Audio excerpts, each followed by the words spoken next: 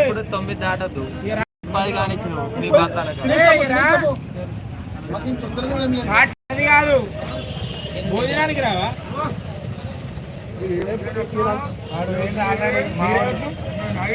అయితే నాయలు మొన్న ఎందుకు తిన్నావు రాత్రి 12 గంటలకు వచ్చి కొద్దిగా నాకు కొద్దిగా తెగి తిన్నావు కదా మరి అది ఎందుకు తిన్నావు అది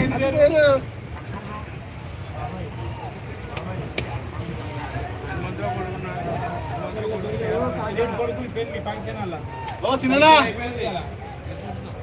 ఎవరిది నాయలు అంటే నాయలు